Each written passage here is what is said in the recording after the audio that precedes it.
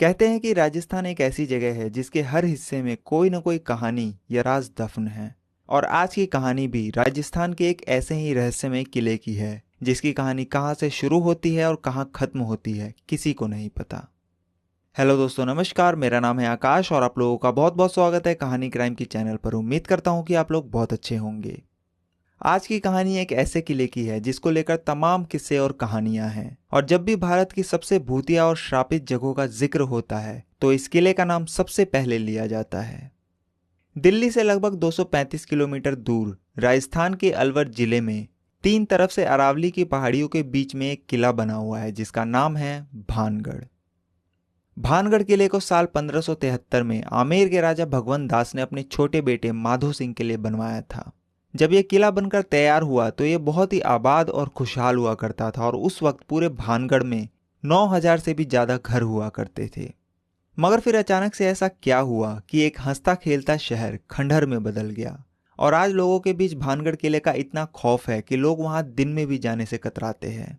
बकायदा भारतीय पुरातत्व विभाग जो कि इस किले की देखरेख का काम करती है, उसने एक बोर्ड पर यह साफ साफ लिखवा रखा है कि सूरज निकलने से पहले और सूरज डूबने के बाद किसी भी इंसान का इस किले में जाना सख्त मना है। यानी कि आप दिन के उजाले में तो भानगढ़ के किले में जा सकते हैं, पर अंधेरा होने से पहले ही आपको वहां से बाहर आना होगा। इस किले के खंडर और भूतिया होने के पीछे की वजह वैसे तो आज भी साफ साफ किसी को नहीं पता, मगर इसको लेकर कहानियां बहुत है और उन कहानियों में भी दो ऐसी कहानी है जिन पर लोग सबसे ज्यादा भरोसा करते हैं और सुनते और सुनाते हैं। इनमें से जो पहली कहानी है वो गुरु बालूनाथ से जुड़ी हुई है। कहते हैं कि जब आमेर के राजा भगवंत दास भानगढ़ किले को बनवा रहे थे तो वहीं कुछ दूरी पर गुरु बालूनाथ नाम के एक योगी तपस्या किया करते थे।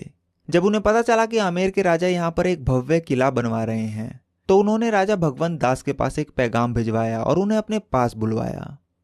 उसके बाद जब राजा भगवंत दास गुरु बालूनाथ के पास पहुंचे तो उन्होंने राजा से कहा कि आप जिस किले को बनवा रहे हैं उससे मुझे कोई आपत्ति नहीं है, मगर एक बात का ध्यान रखना कि इस किले की ऊंचाई इतनी मत कर देना कि इसकी परछाई दिन के किसी भी वक्त जहां मैं तपस्या करता हूं वहां तक पहुंचे और मुझे छुए।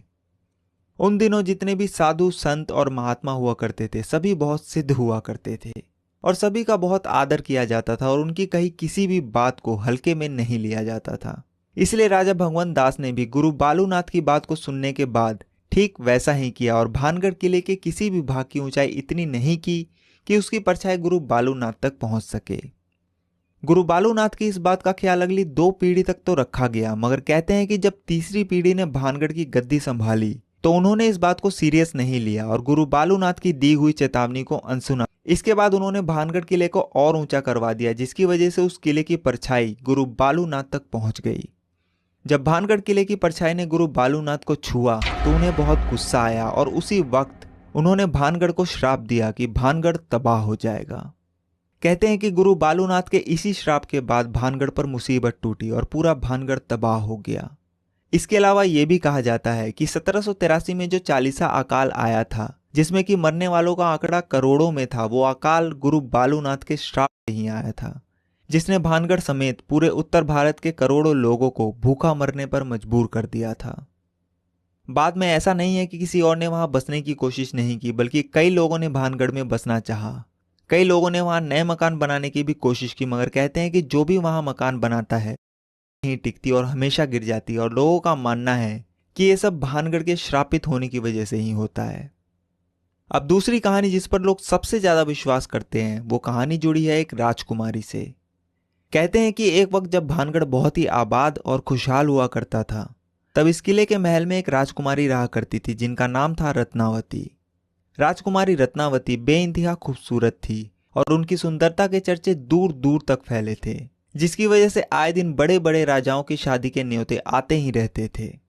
मगर इन राजाओं के अलावा एक और शख्स जो राजकुमारी रत्नावती का दीवाना था उसका नाम था सिंघिया।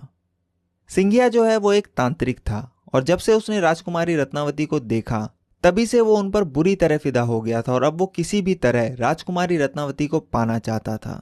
मगर उसे पता था कि वो सीधे तरीके से कभी भी राजकुमारी को नहीं पा सकता, क्योंकि कहाँ वो शमशान में रहने वाला एक तांत्रिक और कहाँ वो महलों में रहने वाली राजकुमारी। इसलिए उसने राजकुमारी रत्नावती को हासिल करने के लिए एक दूसरा तरीका ढूंढ निकाला और अब बस वो सही मौके की फिराक में लग गया। एक दिन आखिरकार उसे ये मौका मिल ही गया। हुआ यह कि उस दिन राजकुमारी रत्नावती की एक दासी भानगढ़ के बाजार में आई। दरअसल वो दासी राजकुमारी के लिए बालों में लगाने वाला तेल खरीदने आई थी और तांत्रिक सिंघिया को किसी ऐसे ही मौके की तलाश थी। जब वो दासी राजकुमारी के लिए तेल खरीदकर वापस जाने लगी तो तांत्रिक सिंघिया ने उस दासी को किसी बहाने से रोक लिया, और क्योंकि वो तंत्र मंत्र की विद्या में माहिर था, इसलिए जो तेल दासी ने राजकुमारी रत्नावती के लिए खरीदा उसने उस तेल के ऊपर चुपके से काला जादू कर दिया। उसके बाद जब वो दासी तेल लेकर राजकुमारी रत्नावती के पास पहुंची और जब वो तेल उसने राजकुमारी को दिया तो उस तेल को देखने के बाद राजकुमारी को कुछ शक हुआ। कहते हैं कि जो राजकुमारी रत्नावती थी वो भी बहुत ही सिद्ध थी, इसलिए तेल देखते ही उन्हें पता चल गया कि इस तेल पर किसी ने तंत्र मंत्र का इस्तेमाल किया है।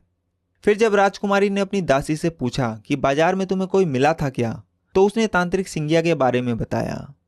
सिंघिया का नाम सुनते ही राजकुमारी को सारा माजरा समझ में आ गया और उन्होंने वो तेल की शीशी एक पत्थर पर दे मारी, जिसकी वजह से वो सारा का सारा तेल उस पत्थर पर बिखर गया। दरअसल तांत्रिक सिंघिया ने उस तेल पर ऐसा काला जादू किया था कि जो भी उस तेल को लगाता वो उस तांत्रिक के वश में हो जाता और खुद ब खुद उसके पास आ जाता।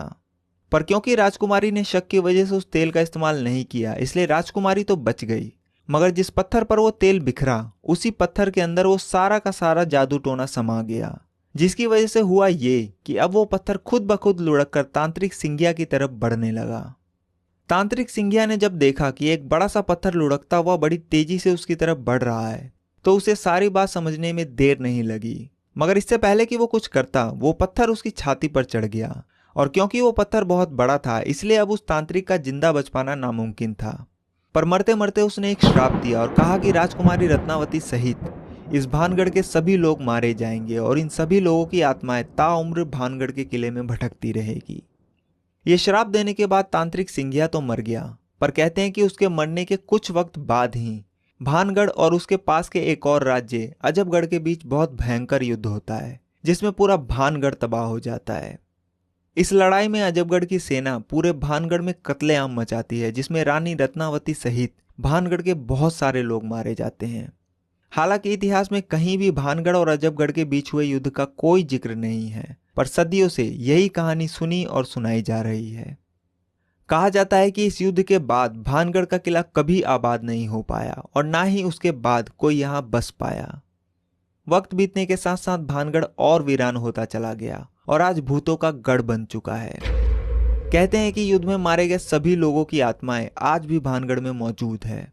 भानगढ़ में आज भी रोज रात को बाजार सजता है, खंडर हुई इमारतें फिर से खड़ी हो जाती है, अंदर आज भी राजा का दरबार लगता है और राजा आज भी अपने फैसले सुनाता है।